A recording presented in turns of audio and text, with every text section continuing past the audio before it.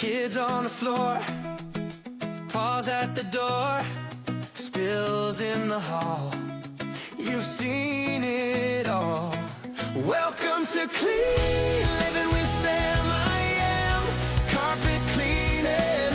We're the team that you need and breathe and feel that sparkle again. Welcome to Clean Living with Sam. I am. Oh yeah. Oh yeah. Oh yeah. Welcome to the Clean Living with Sam I Am podcast. Today's guest, I've got Kevin Herr. Kevin came recommended from my son Riley, and he worked with Riley in the military. And he's got a couple things we're going to talk about. One's a business that he plans on starting, and an invention that he came up with that's going to help another aspect of his life. It's an organization called the Carpenter's Table. Yes, sir. Working with youth and hands-on type projects, Yes. carpentry and things like that. So we're going to just get to know Kevin a little bit, hear about his invention, and then also hear about his idea and desire for the Carpenter's Table. So welcome, Kevin. Hey, thank you. Thank you very much, Joe. Thanks for having me. Oh, it's a pleasure. Riley was telling me, he's like, this was my boss, and he had an idea that he was working on, and he wasn't going to tell anybody until he retired. And Right. said Yes. he's retired now, and he's told me about it. And Yeah. you also had the dream of doing something with that business that would also help the community. Yes. I had like a higher, I just had an epiphany or like a higher calling for, and I thought the invention itself was my higher, my, not higher calling, but my, that was it. Like that, I was being given this invention. But as time went on, I felt like there was a little bit of an emptiness to it. Right. And I just had this, sudden epiphany one day at home. And I thought, what has to happen with this is I'm going to be blessed with this invention, hopefully, and it's going to help everybody else throughout the world. Or, Right. And but I also feel like I didn't want to make that just it. I wanted Right. to, use the funds that are going to be created, hopefully, from this invention to further enhance, young people's lives. Because I Right. have grandchildren of my own now, and I can see where social media and they're on their tablets all the time. They're constantly on computers or their phones or things like that. And I think they're missing the opportunity to use tactile, things Yeah. like using their hands. Yeah. Yeah. I could see that, working with some young people, they Yeah. they just don't know much, to where people older like us, had to kind of learn as we were growing up, Right. different things. Yeah. And these kids are kind of soft. They're these they're days. very soft and they watch everything. Right. They're not actually executing it and using their hands. And, Right. one of the things my mother used to say to me is if you can use your hands and get your fingernails dirty, you're going to be very successful. Yeah. And I think that's kind of with yourself. I mean, Yeah. you actually have a very, viable business with your carpet cleaning. And it just goes to show you hard work and, dedication and being willing to get your hands dirty. Yeah. You could be very successful. So, Yeah. So, you originally from Indiana? no, interestingly, I came from Indiana by way of New Jersey. Okay. So the way that all happened, I joined the military back in the 1983, Okay. fresh out of high school, a couple months later, actually, and went out to California as one of my first duty stations in the active component. And while I was out there, I was able to meet my wife, Kathy, who I brought along with us. She's Yeah. off camera. We got today, an but- in-studio guest today. Yeah, we do. That's interesting. This is the first time for me. Yeah, so- yeah. And I met her, and she happened to be from Indiana. And, Okay. so interestingly enough, when I met her and I asked her where she was from, she said Indiana, and I thought, geez, I don't even know what is Indiana all Where about. is that? Yeah, where is that located? So as time went on, we were married in California, and we were able to tour Europe. For part of my duty assignment was Okay. over in Europe for 3 years. She spent time with me there, and we had our first child. And then my goal was just to get back to New Jersey, where I'm from, Right. to become a policeman. Mm. And because I was a military police officer, and so I did. My goal, that manifested. I came back from Europe, took the police test, and I became a police officer out there in New Jersey. Oh, wow. Yep. And Kathy, sacrificed from being with her family here in Indiana to live with me and our child Erica at the time. And then as time went on, I was an only child, and I lost my parents over a short period of time. I lost both parents, and we lost her mother to cancer as well. Mm. And I thought, I was being an only child. She had siblings out here in Indiana. I thought, it's kind of selfish for us to continue our life in Indiana, or pardon me, New Jersey, and not spend time with her father, who was the only one left, patriarch Right. of the family, and then her siblings. So we packed it up and moved here to Indiana almost 20, I'm going to say close to 30 years ago. Okay. Yeah, 28, 29 years ago we moved here. And now we settled in Avon, Okay. Indiana. All right. And as time went on, I had many jobs. I was a private investigator. I worked for a car dealership. I worked for a home builder Okay. as a builder rep and realtor. And then I believe in divine intervention. Yeah. And so on my way, it was kind of approaching 2008, but it was like 2007.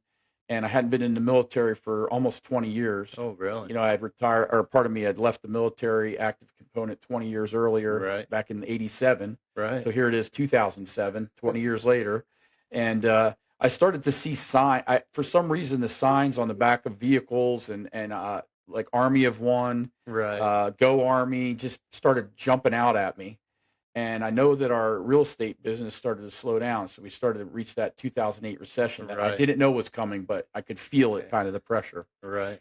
So I spoke to my wife about it, Kathy, and I said, I feel like I'm seeing these signs about rejoining the military. And she was like, "Are you kidding me?" I was 44 years old. Wow. And she said, that seems, incredible. I don't know if you can actually do that. And I said, Right. yeah, I don't know either. So I went to work that day in a model home down in Franklin, Indiana. And as I was there, a young man and his wife came in about 3 o'clock in the afternoon, and he had a high and tight, nice haircut Yeah. and everything. And I said, "Hey guys, welcome to the community. And what brings you in today?" And so on. He's like, "Well, we're here to buy a home." And I kind of said something funny. I said, how are you off in the middle of the afternoon like this? And he says, "Oh, I'm an Army recruiter." And so I was like, "Okay, well, you send me a weather report, a rowboat, and a helicopter. I'm getting the message." Right. Okay, so Right. I felt like at that point, I was moved, and I told him, I said, "Okay, I'll make a deal with you. You get me back in the military, I'll sell you a house." And he said, "A deal." So I signed up to come back in, and what happened is since I was, my age was 44, but I had served 4.5 years Right. in the Army. They subtracted that from my Right. age, and so I technically was 39 and a half. Yeah. And I was 1/2 year away from not being eligible Oh, any my longer. goodness. And so he got me back in the military, and I was literally Rip Van Winkle Yeah. because my clothes, all the military clothing had gone out of style, like all the Right. rules and regulations. I mean, it was something else, Yeah. And I remember going to my first drill, and they're telling you to grab your ACH, your IBA, and all these different, acronyms. And I had to look at the young kids to see what they were doing because I didn't know what was going on. And anyway, so fast forward, I got my feet under me, and I started to go to some schools to get re-educated, and I ended up going on a deployment to Iraq, Ooh. and in '09. It was before Riley. Mhm. I got to know him, but that's where this whole invention came from, was Okay. Iraq. So while we were in Iraq, it's an austere environment. So it's very, so you have like porta potties and things like that. Right. And, there's not a lot of creature comforts over there. Right. And toilet paper over there is provided by the military, which the lowest bidder wins. So Right. it's single ply, Right. and so trying to keep yourself clean in an austere environment was very challenging. Right.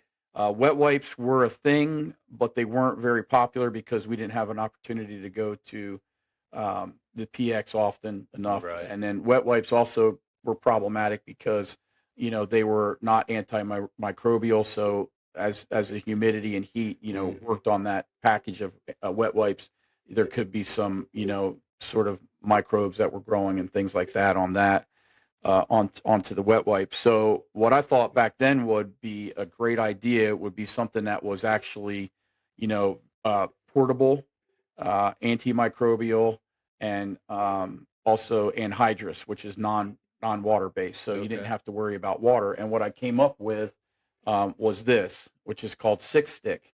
And Six Stick is a antimicrobial anhydrous formula, all natural. What it is, it's a moment of use product. So as you're in the bathroom, going through your this is kind of an interesting subject, right? Yeah. So as you're going through your processes of going to the bathroom, you wipe as normal, and then at the very last wipe, we call it the last swipe. Yeah. So what it is it's a moment of use type product, whereas you're done wiping normally, and then the very last time where you think, okay, I want to take the last bit of residual off, you spread this onto the toilet paper. You use it on the last swipe, and that will add a clean, fresh scent. This is a cotton scented product, so you not only get rid of the remaining residual, but you get a clean, fresh scent. And just to give you some background on toilet paper was invented over 150 years ago. It was patented in 1879. And then wet wipes, which is supposed to be the newest version of how to take care of ourselves, was invented in 1957. Right. So that's quite a bit older as well. And what I found is that people are willing to accept leaving the bathroom less than clean than they should, and the reason for that is that there has been no better options. Right. And this isn't a hygiene upgrade problem; it's a category innovation gap. Right. So us as human beings, we've always evolved. We evolve over time. We evolve in our electronics. We evolve in our vehicles. We evolve in the way we do things day to day. But this is one of the innovation gaps that I've noticed. And so when they talk about, how does your product fix a problem? Right. It fixes that innovation gap. Right. And just to give you an idea of why it's called Six Stick, six is a common term used in the military. If you imagine a watch a watch, 12, 6, 3, whatever, 9. As you're moving through somewhere, military movement or whatever, you can easily identify the location of something by saying, "Hey, 3 o'clock," and that would be to your right, or 6 would be to your rear. So 6 is protecting your most valuable asset, which is your rear. And then this product right now was a prototype that I developed in my kitchen. I used a program to help me get to some of the formula, but then I had to go through a trial and error portion of it. Right. And then with that, I also was able to contact a local laboratory here in Indianapolis, Malibu Wellness Institute. They've been in business for 40 years, and their founder started their business with just $5,000 from his son's college fund. Oh, wow. And he started a hair care products and things like that. Wow. And they're internationally known now, and it's a multi-million-dollar business. Wow. And it just so happens, and this is more divine intervention, because I went to meet this gentleman there named Matt Cotton, and I sat down with him as I'm doing with you. Yeah. And I was able to start explaining my product and thing and what my innovation was going to be, and asking for help for him to help me. And I got to the very last slide of my presentation, and I said, the team here at Tush Clean, because Tush Clean LLC is our company name, is myself, my wife Kathy, my daughter Tiffany, Erica, and my son Jacob. And he looked at the screen and he said, "Is that Tiffany Marizzi?" And I said, "Well, yeah, she's Tiffany Marizzi now, but she's Tiffany Herr, my daughter." And he goes, "I know Tiffany." So he knows my daughter through my son-in-law, who they play baseball and coach children. So the irony of it all. So this gentleman has stepped up, and I literally just got off a phone call with a Tampa-based, they're called RT Formulators. They're the ones that are going to do a hot pour. So this is, think of a chapstick product and an empty cylindrical tube. The ingredients will all be hot poured into the tube, and then they have to dry, and then they can be packaged and shipped out. So we literally just got off the phone on Monday, and we had signed our non-disclosure agreement and the agreement to produce this product down there out of Tampa. Nice. So everything's coming together. It is. That's great. Yeah. So I have to just take the numbers that they're providing me on costs and things and go to my bank, which I've already coordinated with Huntington. They're already on kind of like on deck waiting for the numbers. And then once I give them the final numbers, I'm very hopeful that things should move forward with that fellow. Right. Yeah. And man, that's a lot of information. That's a lot, but it's true.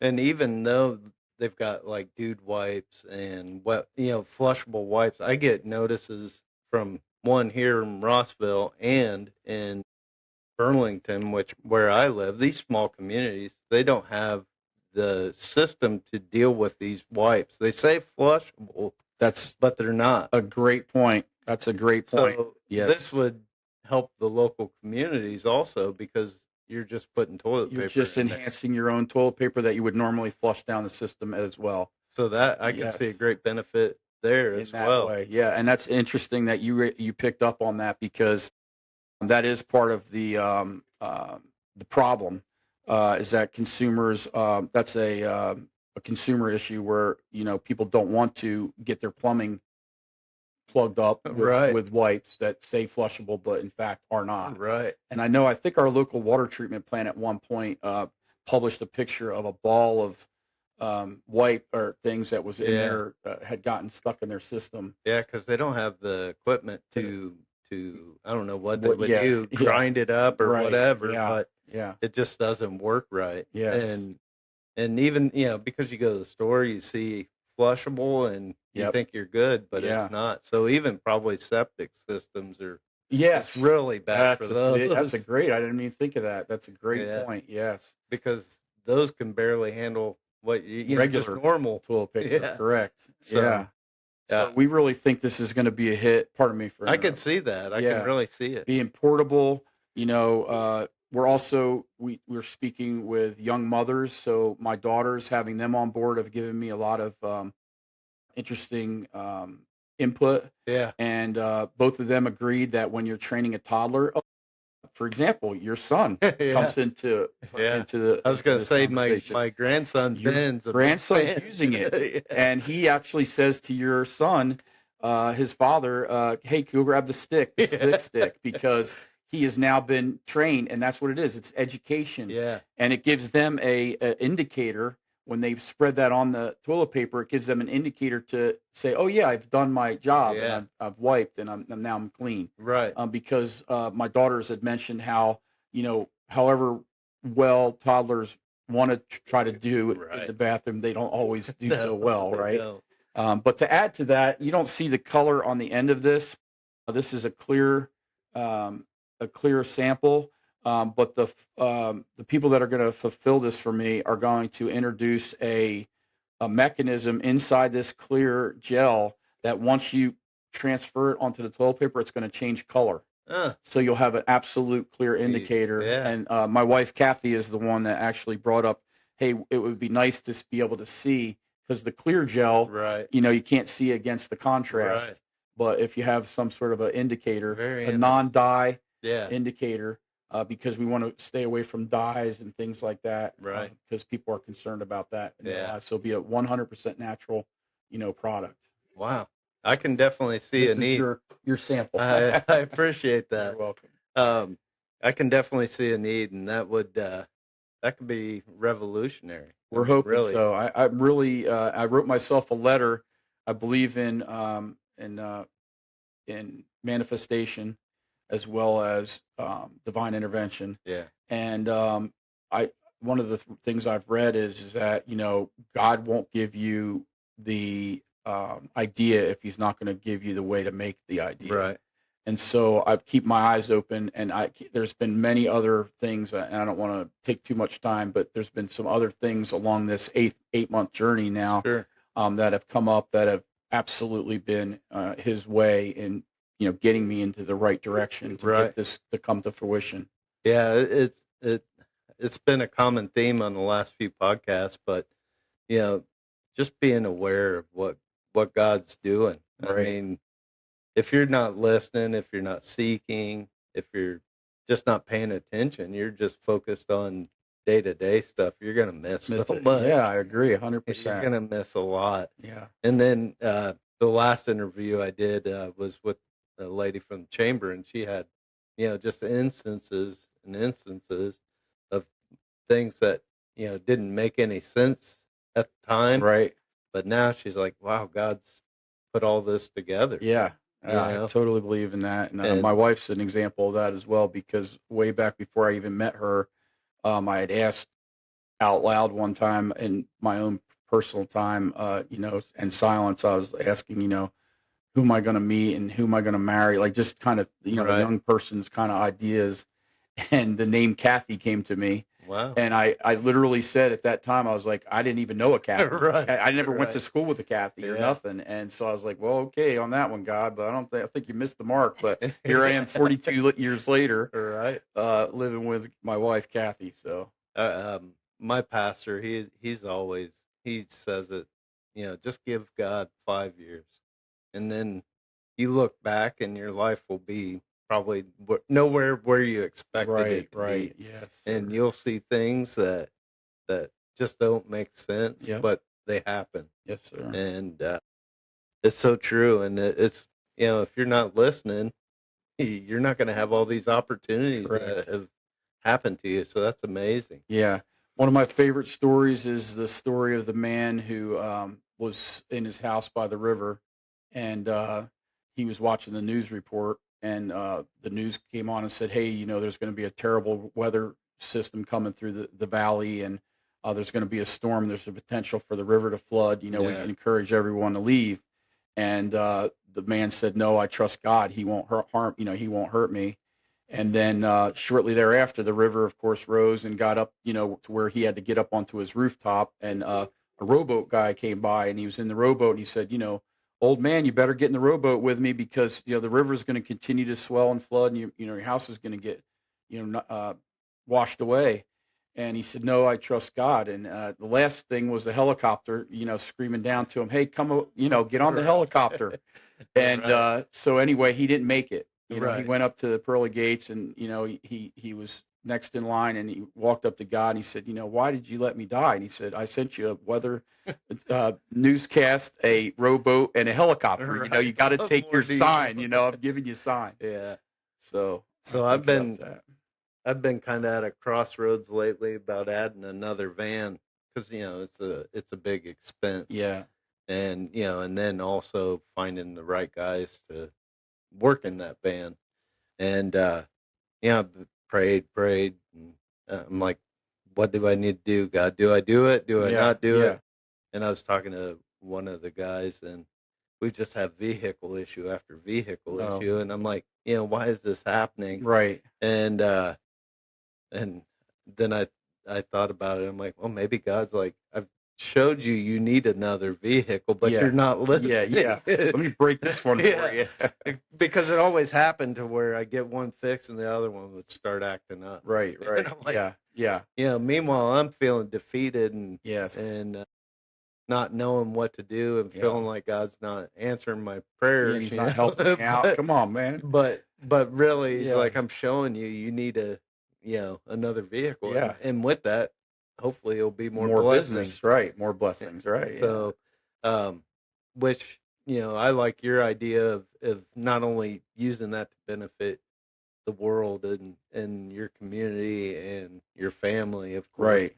but also, your church, The legacy, the So, young people in your community. mhm.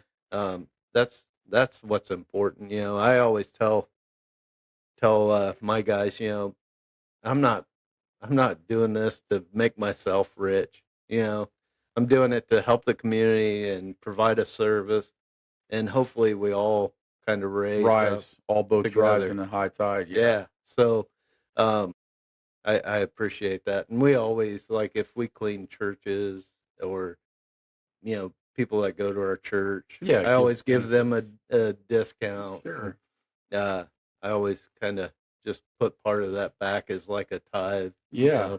And I Part of always, this job, we're doing it for God. yeah, sure. We still got to make some money, but Right. Of course, you have to leave yeah, the lights on and the doors open and pay your employees. But I always feel a certain sense of security and when I see maybe veteran owned yeah, or if I know that it's a Christian based company, yeah, it always gives me a certain sense of security because I feel like I'm always on edge when I'm dealing with outsiders who are going to come into my house right, and possibly do some work. right, What are their intentions? Are they going to try to rip me blind or, are right, they going to be, willing to do a good work and then also charge a reasonable wage, right, right. But yeah, so to bring up what you had said, I don't know if I covered it on here about the Carpenter's table. Yeah, let's talk about that. Your desire for a Yeah, interactive, hands-on skill. facility, yes, Yeah, sir. So with the six stick, I was working on all the different elements of the development of it. I was attending college for my marketing degree and doing all, working through, the course of what needs to happen in order to launch, six stick correctly and so on. And then one day after I'd gotten done working on the project, I sat down and I started to think about again, I don't know, I just started to think about I think maybe we had just watched our grandchildren that weekend maybe. mm-hmm. And I noticed that they were on their tablets a lot and I mentioned to my wife Kathy, I thought, you know, maybe we should have some project here for them, when they come over Right. instead because we do stuff fun. Right. Don't be mistaken. We keep them busy. Right. And then, but then when they have a little downtime, they open their tablet. Yeah. So, I mean, it's not that they're just sitting there on their tablet while they're with us. And I almost actually demand them to not be on there. Right. My grandson thinks it's funny because I say, hey, you can't be on any of your machines, your phone, because he's 12, Okay. your tablet, your machines, any of it Yeah. with me. When you're Yeah. in the car with me, we're interacting, we're discussing things and Yeah. so on. So, with that said, I started to think about how I was a young man and the way my parents raised me back in the 60s and 70s. I was able to go through scouting and learn how to use my hands and earn merit badges through tactile learning. Right. And then also in high school we had the woodworking, Right. metal shop, automotive, all these tactile learning centers. And I thought, it's a shame that the young people don't have that sort of thing. Right. Now, our church does a great job with the youth group. They do a great job all the way up through the high school age students. But I felt that there was still, we could always improve, Right. our foxhole. And so I met with our local pastor, Pastor Craig, and I spoke to him and I said that, I was developing this product, and I'm going to tithe 10% of whatever this product makes to build this wing of the church, which is going to be called the Carpenter's Table. Yeah. And what we want to do is we want to be able to get the youth in there and we want to invite people just like yourself. Right. And you could come and bring all your equipment in and say, hey, this is what we're going to learn today. We're going to learn how to clean carpets. Right. And you're going to show everybody because it might be an aha moment for somebody, Right. a student. And, not every child is going to be capable of having access to learn computer programming and AI and all the things, Right. On that we're developing through systems, but they're going to have to know how to use their hands, Right. Basic wiring, how to fix their house, maybe how to build a few things with carpentry work, Yeah. I built a small little sauna in our backyard just before winter hit. And I think that was another thing that kind of came to my mind because my wife, Kathy, came out and she's like, I don't know how you know how to do all this. And I was like, because I just learned it as a young person. Right. And anyway, so I think, and Pastor Craig was very receptive. He actually, I don't know if this is normal or not, but I said I wanted to build a small wing, and he said, well, what about a new church? I was like, sure, let's go, God So, could do yeah, that too. if God wants to move me and he's got plenty of land over there to Yeah. do it, let's go. Let's build a whole new worship center. Yeah. And then we'll dedicate the old part of the church towards the a Right. portion of it as the carpenter's table. Yeah. So that is one of the things I feel very strongly about, and I know that I'm going to be given. He's given me the way to make this come to fruition and make it happen. Yeah. I think, and you see it, I think Mike Rowe from Dirty Jobs, he's Yeah. trying to get more people into trades Yeah. because everybody thinks they got to go to college and then go on to some business job, Mhm. but we don't have as many people going into carpentry or electricians or plumbing or Right. whatever it is. Yes. You know, people don't think you can make good money, or they just don't want to work, or Right. they don't know how. Yes. So I could see where that would be a great benefit. Yes. We do need people that know how to do those things. Right. And Use their hands and yeah, not be afraid of getting their hands dirty and doing a good day's work for a good wage and yep. so on. So I was in the military. I did 3 years and I was in from 93 to 96. Okay. And I learned how to be a mechanic in Yeah. the military. Right. I had worked just barely a little with my dad when I was growing up. Sure. He was a disabled he was disabled from when he was in the military. Wow. He had fell off a ladder in Korea, and Oh boy. so he had a bad back. So Yeah. he wasn't able to do it a whole lot, but Sure. I did help him occasionally working on vehicles. So then when I went to MEPS down in Indianapolis, Mhm. I took my older brother with me because he had been in the military, Yeah. and he was a dental hygienist. But my problem is when they gave the ASFAB, and Mhm. I think it was your sophomore year maybe. Yeah. Right. I didn't care. I didn't plan on going Right. to the Didn't military. do I as well as you rushed probably through all should have. that, Yeah. and they're like, "Well, you could be I think it was a carpenter or a mechanic Okay. or something else." Yeah. I'm like, "Well, I'll be a mechanic," Sure. thinking, "Who's- if I see action, I'm not really going to be out there." But then I found out, yeah, you got to go pick up the disabled vehicles and Right. bring And them bring it back. Right. or try to fix them out in the field. Right. A I'm Hemet. like, with a Hemet that wrecker. that didn't work very well for me. So, but had I not done that, I'd be struggling doing this business because there's so many times that you know a mechanic's expensive these days. I Yeah. mean, they're just the flat rate to go into a shop. You're paying a lot of money, Crazy. Yeah. and so it served me well that learning and just being able to kind of problem solve. Yeah. What Right. do I do? In this situation, the people that work on our cleaning equipment are all the way in Fishers, so Yeah. that makes it difficult Mhm. to where I've had to learn how to put in a PTO on one of my vans. I've Yeah. done it Sure. several times now, Right. opposed to taking it down there and having it done. And then all the time and energy Yeah. and expenses. Yeah. Yeah. So, just being able to do things like that, problem solve, Yeah. work with your hands, Right. and it does give you it feels good to be able to do something like It's that. very rewarding, I find. Yeah. Yeah, very rewarding when you're able to, and there's been other occasions where I've fixed stuff, around the house and having not to have to call someone else in that Right. could, and you're Right. thinking, geez, I should be able to do that myself. Right. Yeah, it's just rewarding and it gives you some satisfaction. And if you're a homeowner, we all know that, being a homeowner takes, it's not only being a homeowner, but being able to take care of all the little things that pop up Right. down at the end. Yeah, my kids think I can fix anything and everything. Right. You know, Yeah, they that bring, rep. they bring the toys. I and love it. Everything. Yeah. It comes to me. Yeah, Dad, but- I know you can fix it. That's right. And then, unfortunately, I married into a family who does not understand mechanics at all. So, anytime there's a problem, hey, this is happening, that's happening. That's the yin and the yang of marriage, right? Yeah, my wife finally had to tell most of her family, don't ask him all the time.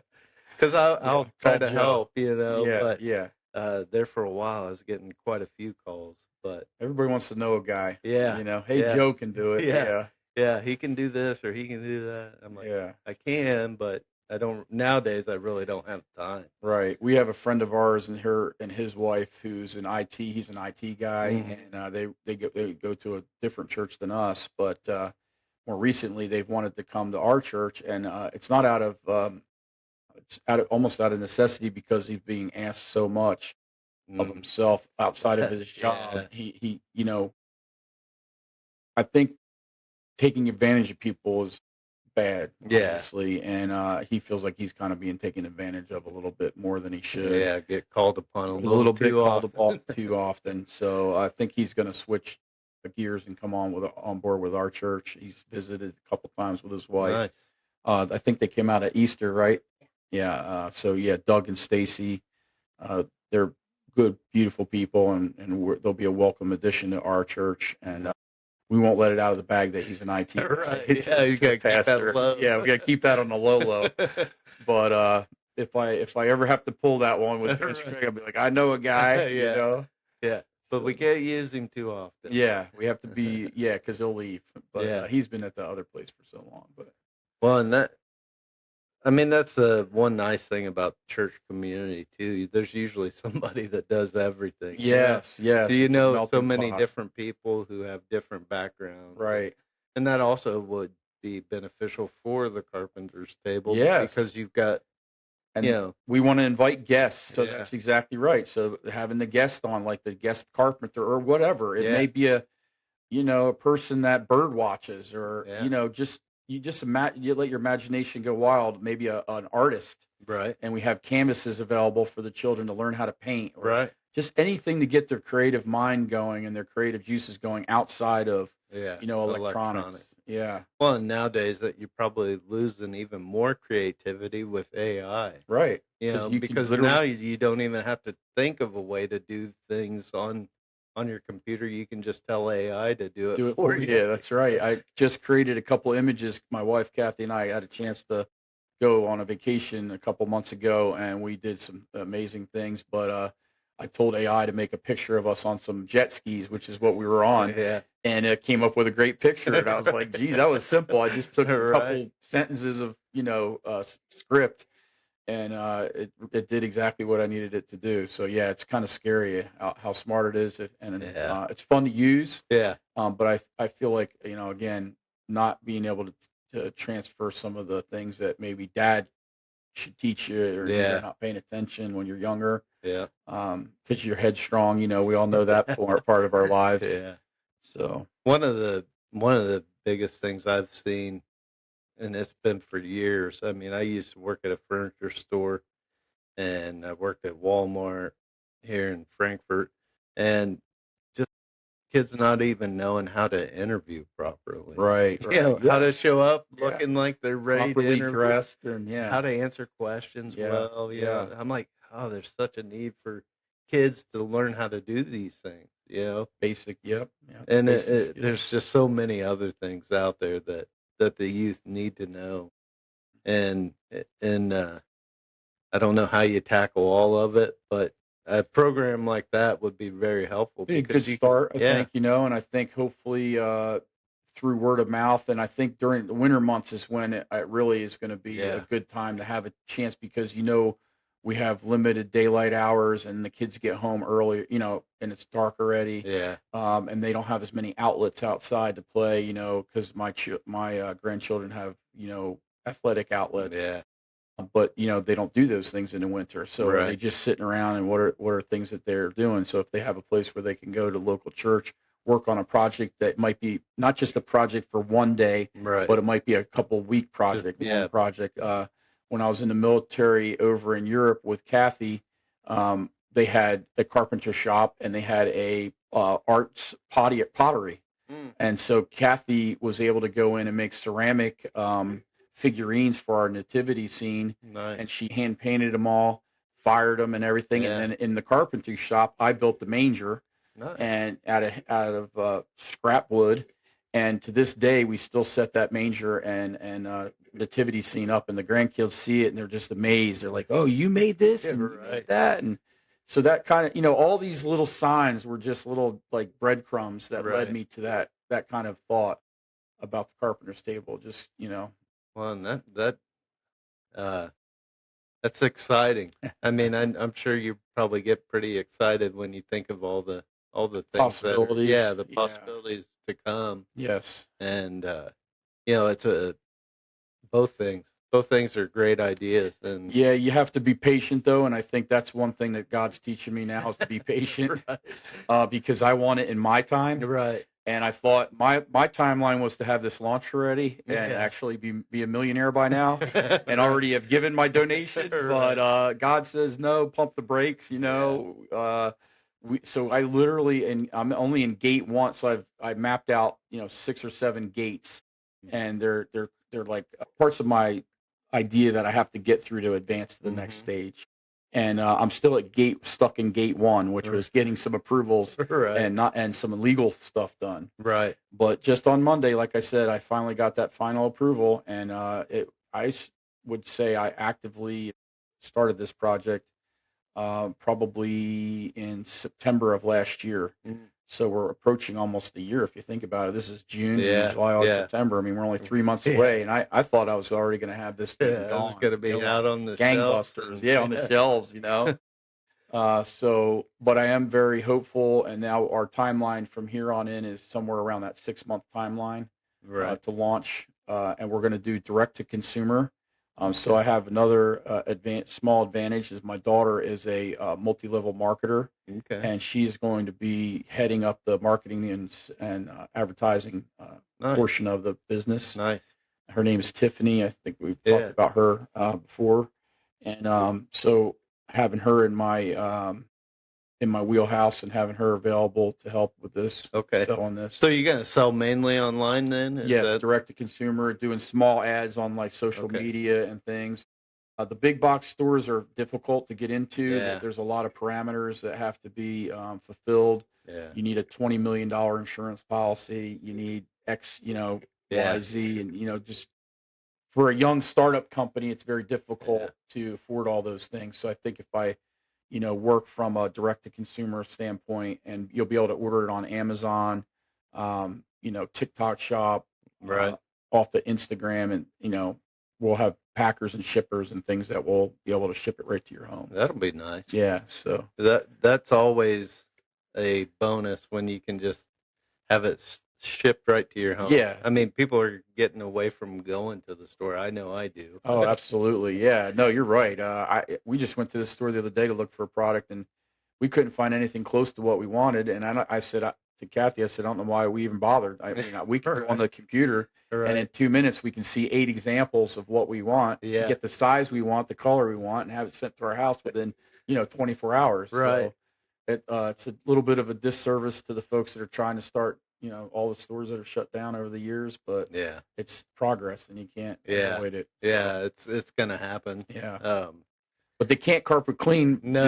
You have to come to them. So that's a No. good thing. Fortunately, they haven't invented a robot yet. Yeah, the AI. Yeah. and the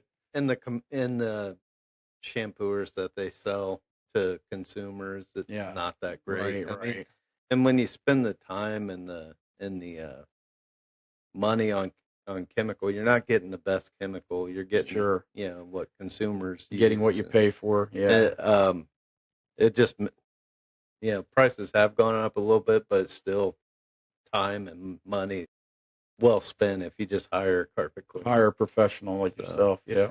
Yeah, How I've long- thought about that with like my own chemicals and things Oh, like yeah. that. I've thought about trying to figure out a way to do that, but Sure. I just haven't. I have my hands full doing Yeah. this. Right. Yeah. My wife thinks I'm crazy for doing the podcast. She's like, you already didn't have enough time. Yeah. Now you're trying to Yeah. fit something else But in. I think people like to know who they're having come to their home. Sure. And we're all about relationships. People Yep. could hire anybody to come clean their carpet, Yes. but we build pretty good relationships Yes. with the people we work And for, referrals. and just allows them to see who we are, what we're about. That's great. Get to know us a little better, Sure. and then also, and that's another big part of this, is having veterans, Yeah. having small business owners just talk about what's going on, Right. Yeah. and challenges, and maybe Yeah. some other small business owner or future small business owner can watch it and Have the same. get some ideas, Yeah, sure. or have a little bit of an understanding. I mean, because people don't realize what goes into running a business. Right. I mean, it just, I don't realize it at this it's a point. lot. Yeah. You know, Yeah. you're taking a lot of phone calls. You're Putting out dealing with the fires. Yeah. financial Yeah. aspect of money coming in and money going out. Mm-hmm. I had a guy, Jim Scott, who owns a heating and air conditioning company. He's like, business is just, taking money in, and then somebody has their hand out to take money from Back you. out. Yeah. Right. Right. So, and that's something that people don't think about. If you work for somebody else, you're not concerned about how much money you're bringing Right. in, Right. a Yes. day or a month or whatever it is. I think the entrepreneurial spirit, though, never dies. No. Even though we are narrowing our scope on what we can do and how things are changing day to day in the environment that we live in, Right. There's still so many opportunities for an entrepreneur like yourself. Carpet cleaning. Yeah. What a great thing. How many houses have carpet? Like almost every one of them. Yeah. So, I mean, you have a great opportunity to build a business off of that background. And then how long have you been in business? So my father-in-law started it somewhere around 2002. Oh, okay. He started and he did it as just a part-time deal. He worked at Frito-Lay in Frankfurt, Right. and they have weird schedules, so you might work Right. 4 10-hour days. So he had a couple days that he could go out Extra and clean days. carpet. Yeah.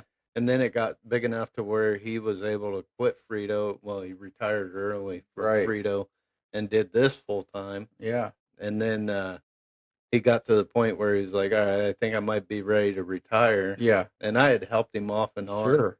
And I'm like, man, I really hate to see you sell that business to anybody else. Right. And or just stop being a business. Yeah. If Altogether. he did. And so I was like, I want to buy the business when you retire. So I've been doing this for 8 years. I'm going on my 5th year of running it, owning the business. But yeah, there was so many challenges, and I we've grown every year since I've taken over.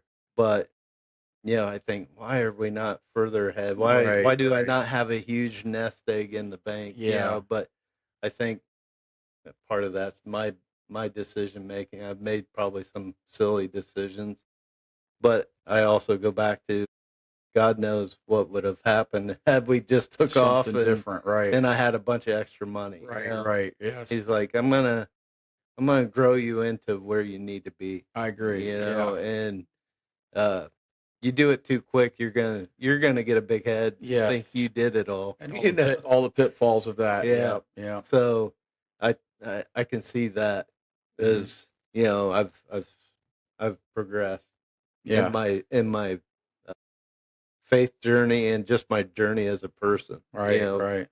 Riley worked with me for he said probably about, I don't know, probably about 6 months. I think I took him away from you. He was Maybe. working for you, and then I was at Tyndall Armory downtown, and I needed an AGR guy.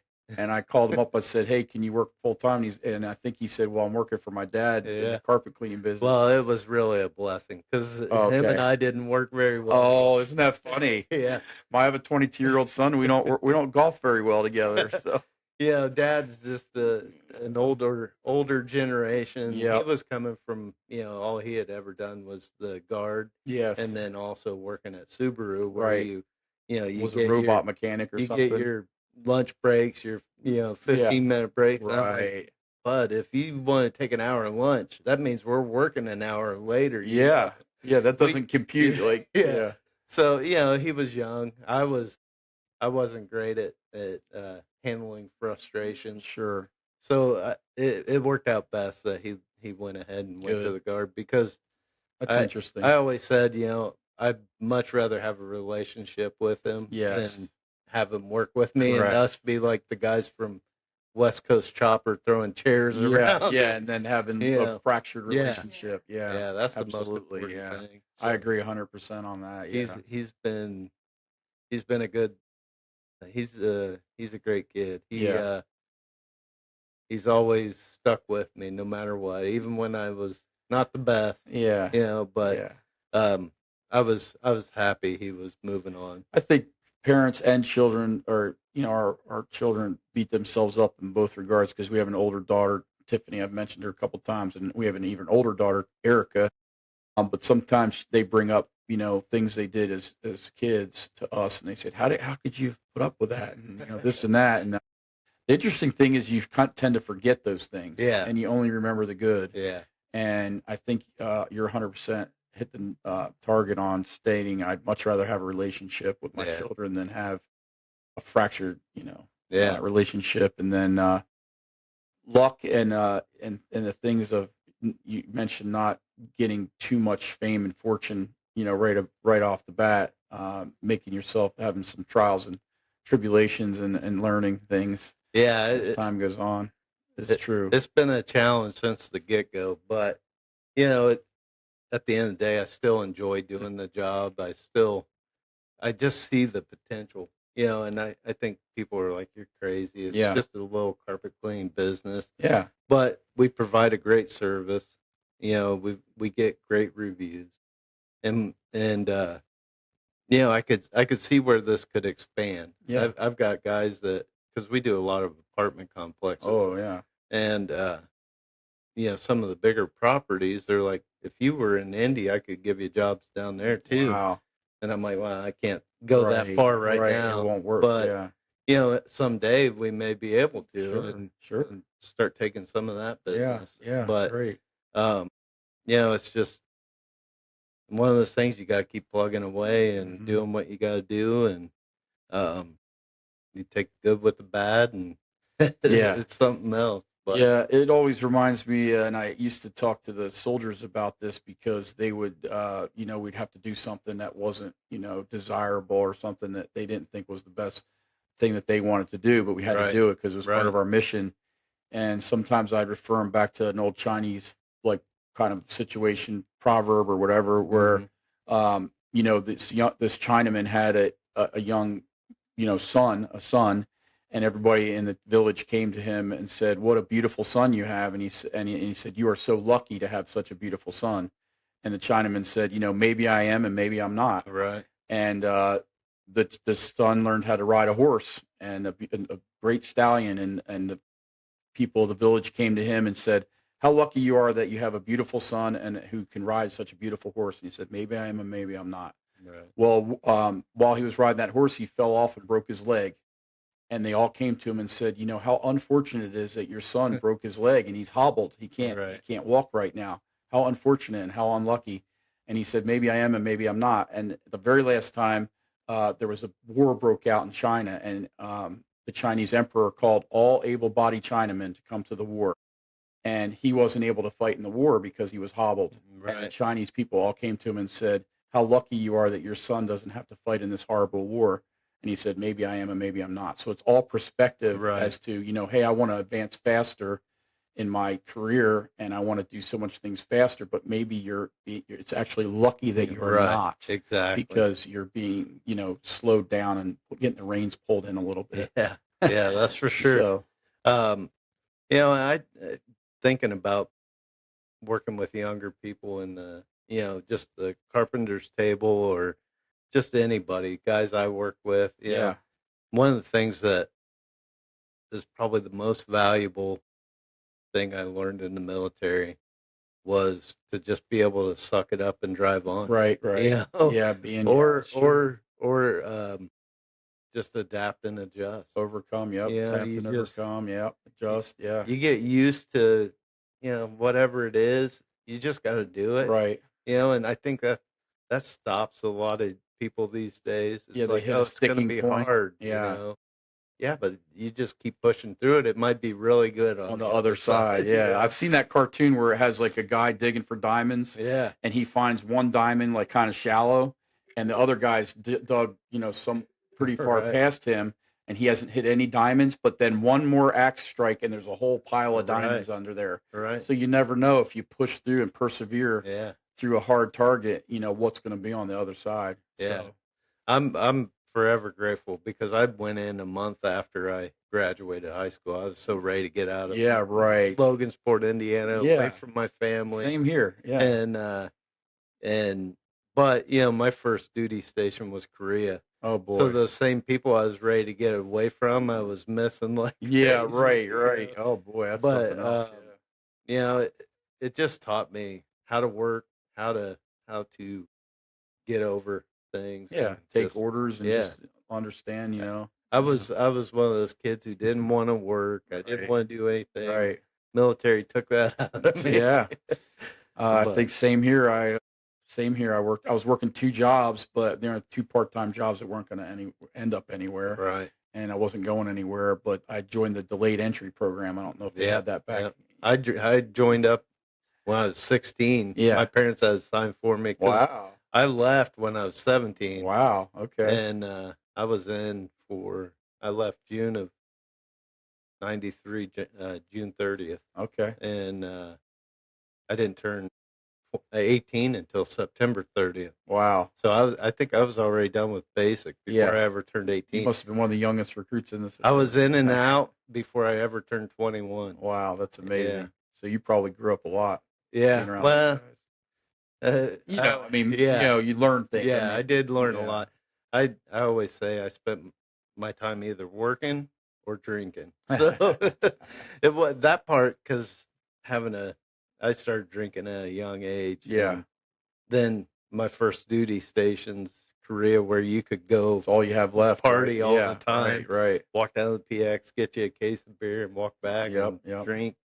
But even though I did all that, I always was at work. I was always ready to go. Well, you had to be, or you're going to end up in the stockade. Yeah.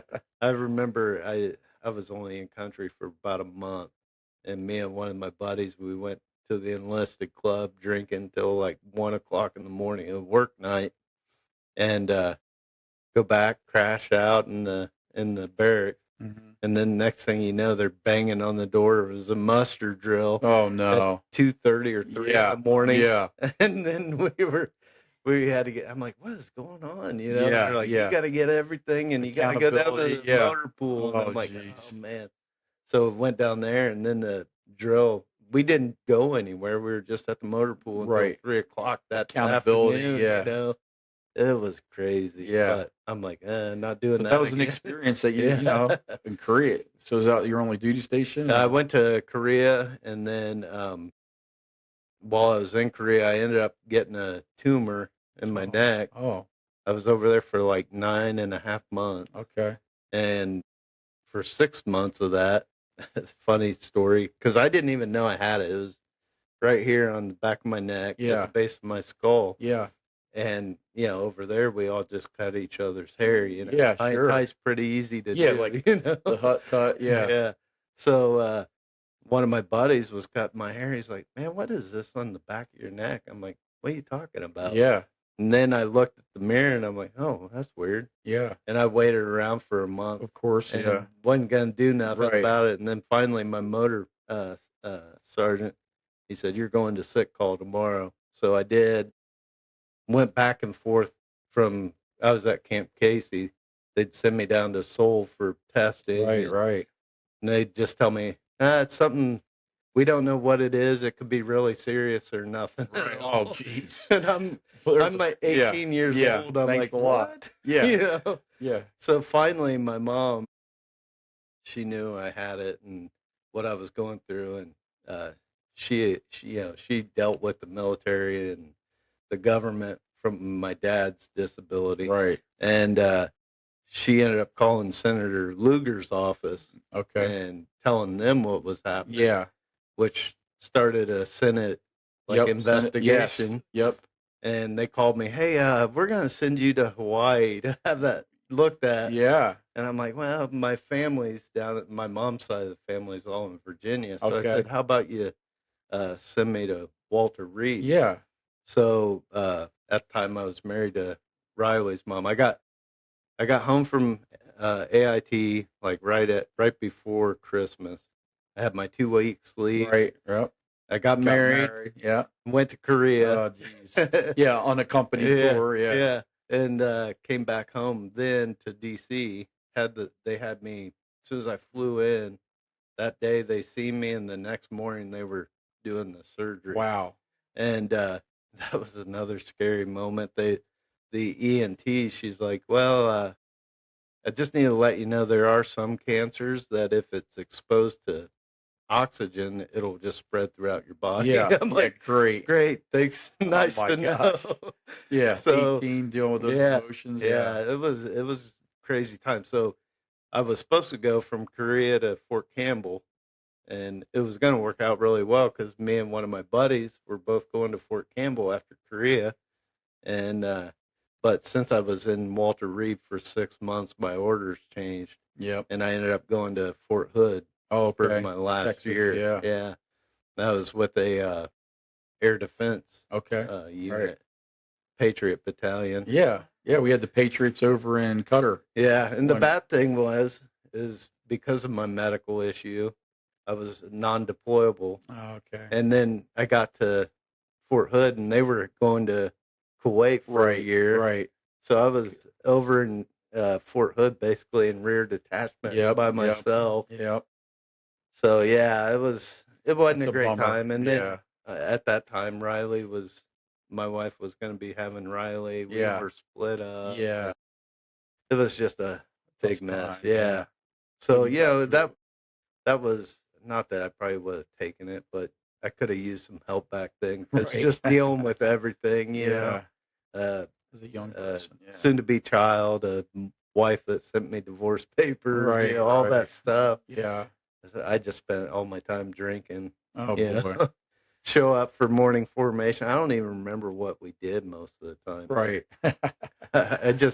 remember It's a big blur. formations, Yeah. and then end of the day formation, then go back to the barracks by Yeah. myself. Yeah. Yeah, That's and tough.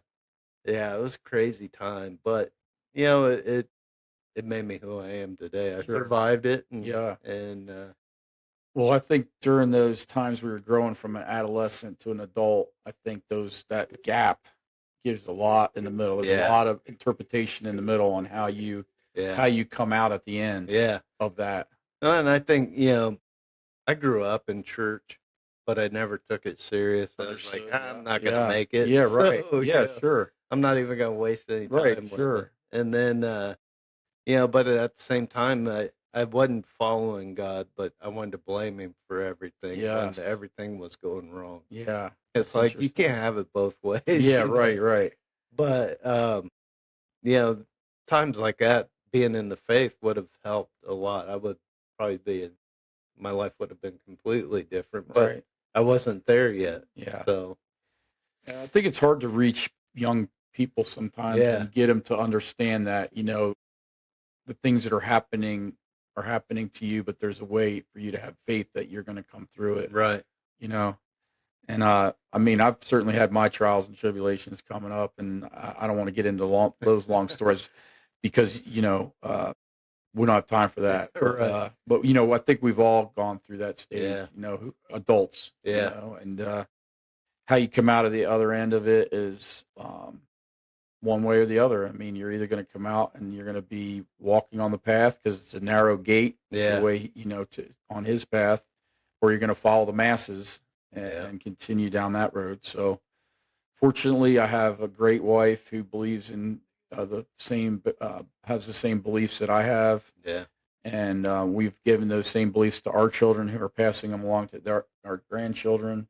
Right. And we see that every day with some of the things that they say to us and things. So we're thankful that that's happening. Yeah. I had heard on a podcast. I always listen to the Unashamed podcast with the guys from Duck Dynasty. Yeah. Okay. Right. I had heard that.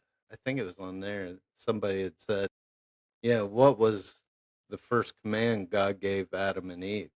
And it wasn't, tend to the Garden of Eden. The first command was to be fruitful and multiply. Yes. And by doing that, you raise up godly children and just create that legacy of believers, Yeah. and that's what we really need. I Yeah. mean, today's world.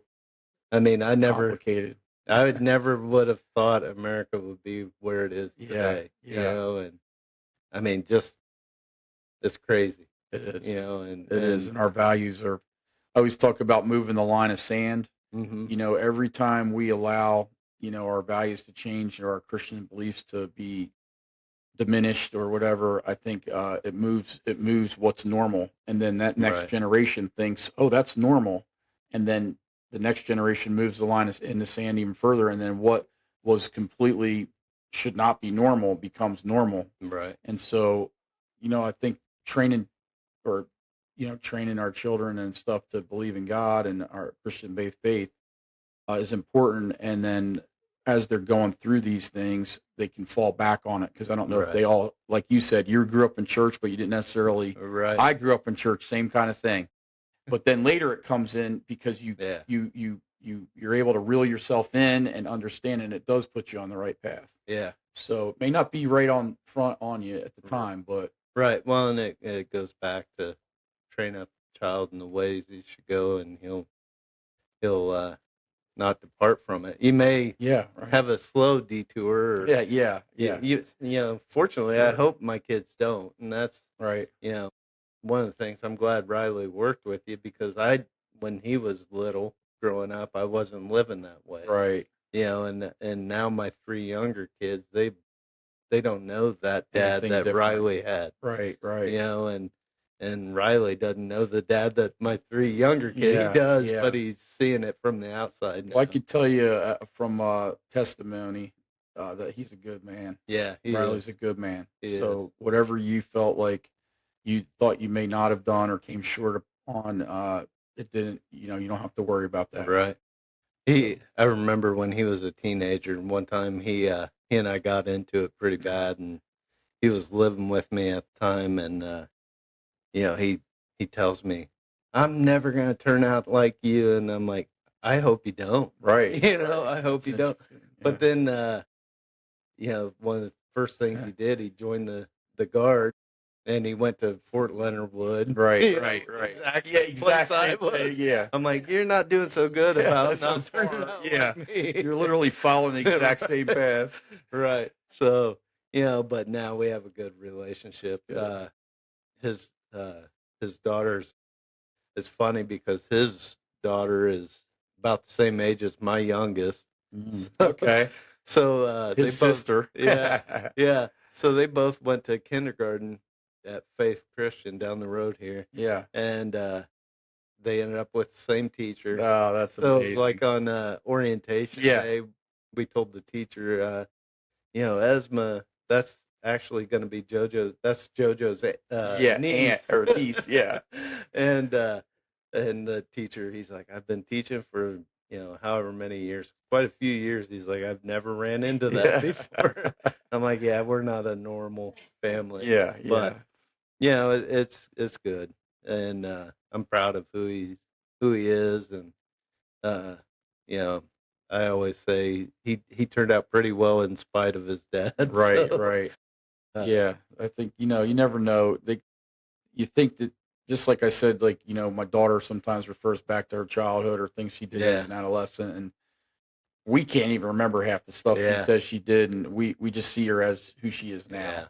Yeah. So sometimes I think we carry a lot of baggage around that we need to just drop off, Let go of, instead of looking in the rearview mirror, look forward. Yeah. I was in Iraq in 2009, like I explained, and I rammed heads with one of my supervisors over there. Mm-hmm. I was a squad leader, and he was the platoon sergeant, and he and I didn't see eye to eye on a lot of things, and it got to a point where I couldn't even barely stand to talk to the end of it, man, unless I had to. Right. And then one day we had TVs in our chews, containerized housing units. They were small little metal, we call them box cars, made into houses so that they were protected from incoming artillery or something.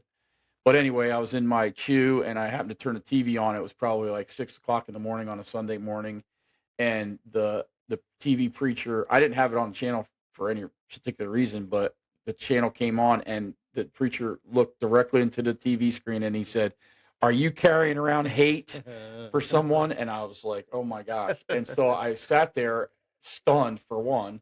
I've told this story a million times because it happened. Like, anyway, I'm a witness of this. And I was like, yes, I am carrying around a lot of hate. So I sat there and listened to his entire sermon. And he basically said, the hate was consuming me more so than it was consuming the person that I hated. And I thought Right. about that, and I thought that's empowering. So the show was over. I turned the TV off, and I thought, well, I'll go to the latrine. So I walk out of the chew, and Sunday morning, no one's around, Right. and I start walking, and it's kind of dark out still a little bit, and hazy dark. And all of a sudden, coming up the street of this other chew section, guess who it is? It's that sergeant. Yeah. The exact same moment in time. And I thought, okay, this is the opportunity. And I walked directly up to him and I said, I've been carrying a lot of hate for you. I just watched this TV sermon.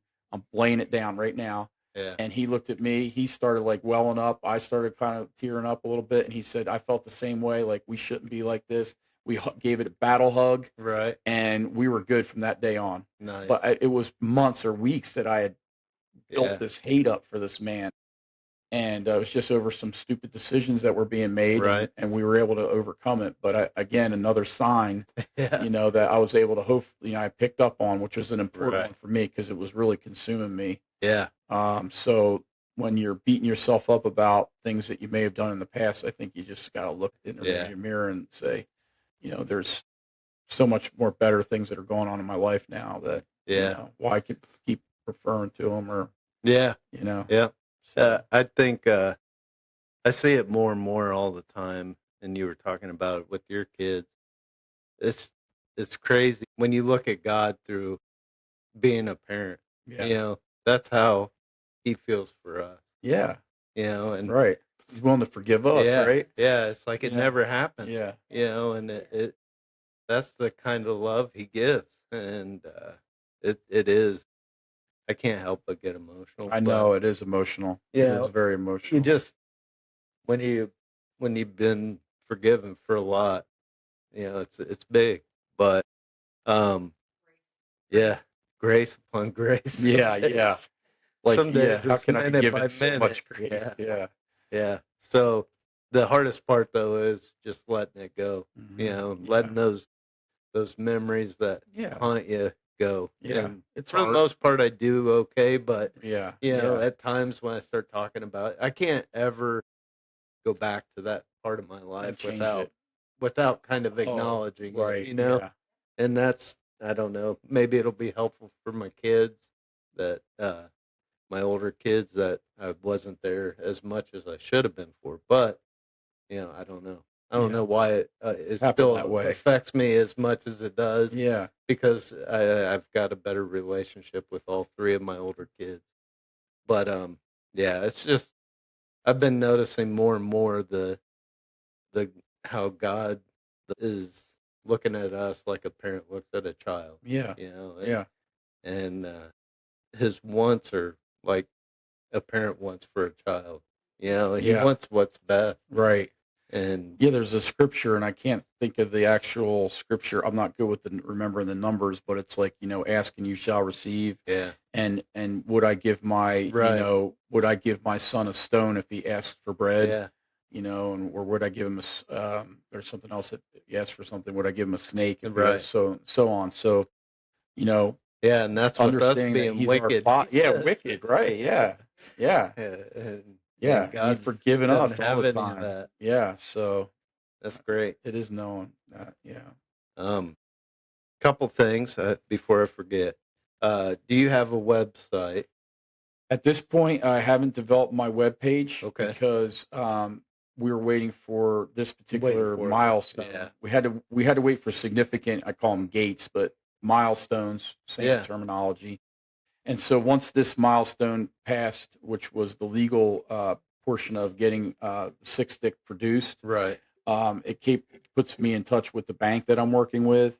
And then once I get funding, I've already got a website developer. Okay. And so my developers stand on standby. Okay. They're called Wingman, and they're out of New Jersey. Nice. And even more ironically, my sister-in-law works for Wingman.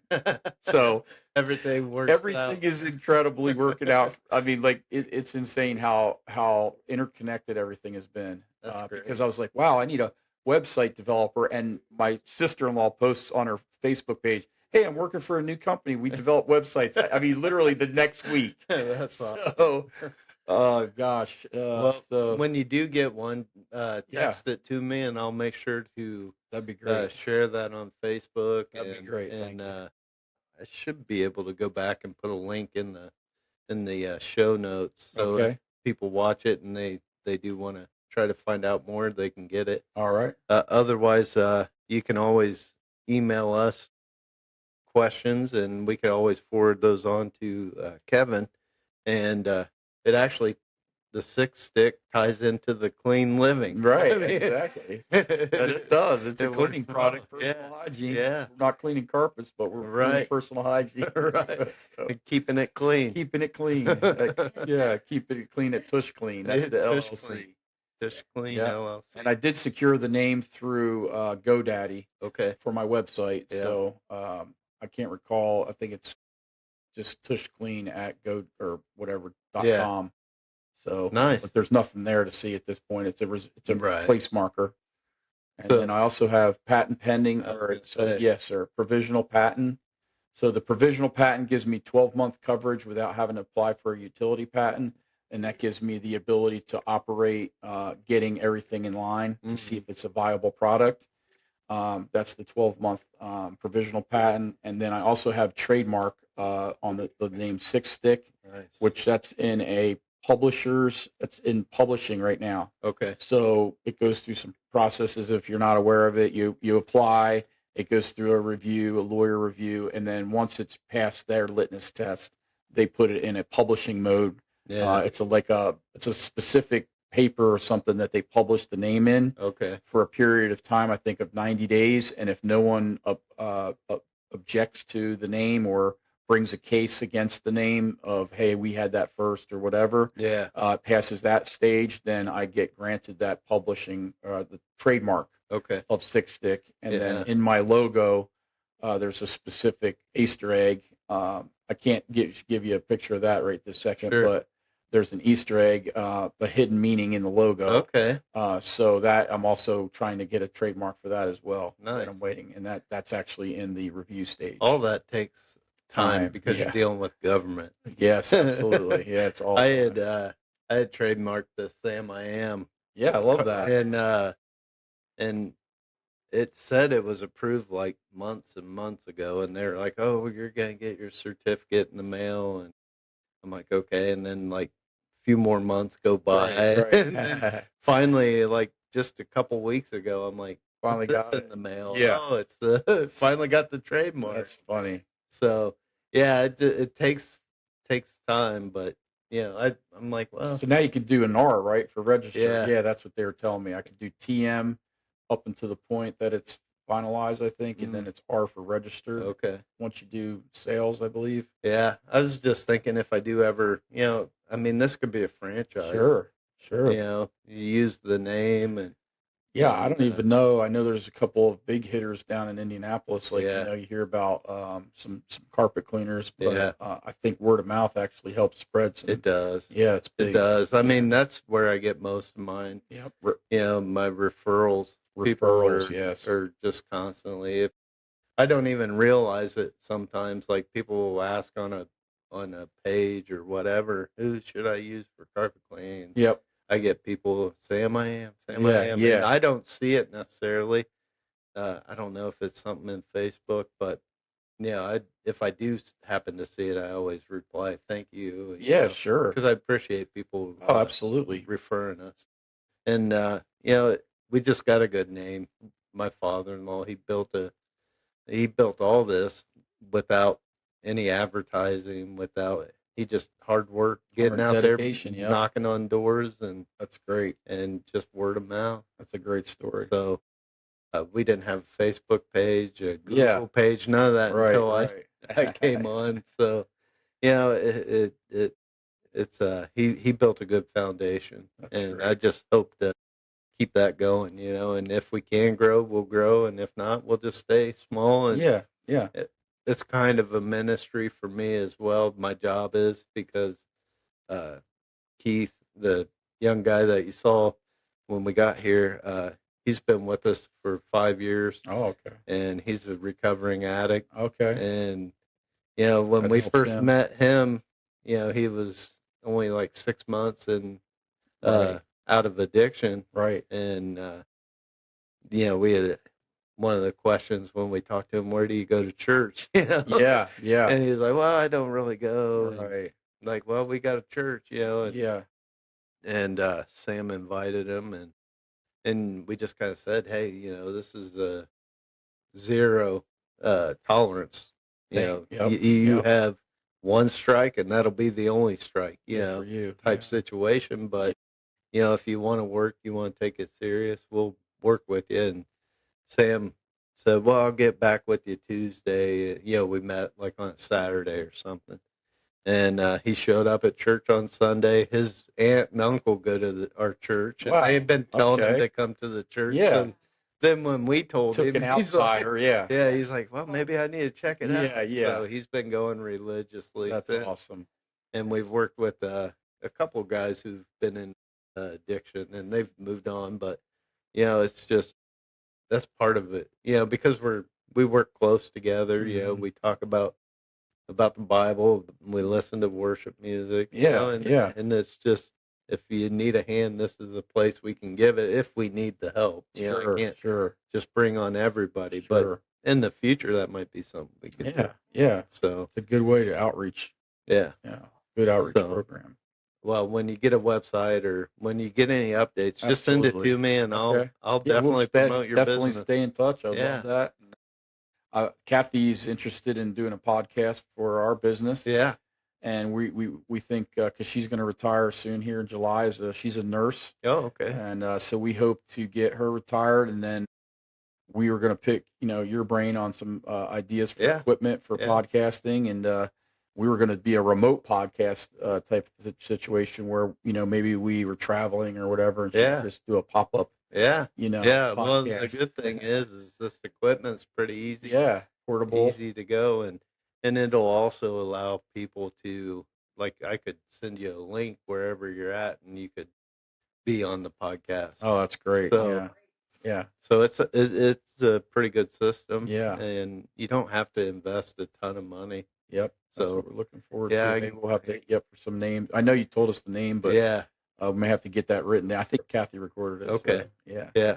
So, all right. Well, I appreciate your sir. time. We probably went a little longer than I Oh, geez. expected, Okay, but Joe. it's all right. Yeah. I enjoyed the conversation. I appreciate you coming in. And Yeah, thanks for having I'll me. definitely. Stick. Yeah, we'll try the 6 stick. Riley says he can't do without it now. I had to make him his own 6 stick. I was like, dude, you got to wait like everyone else. Right, yeah.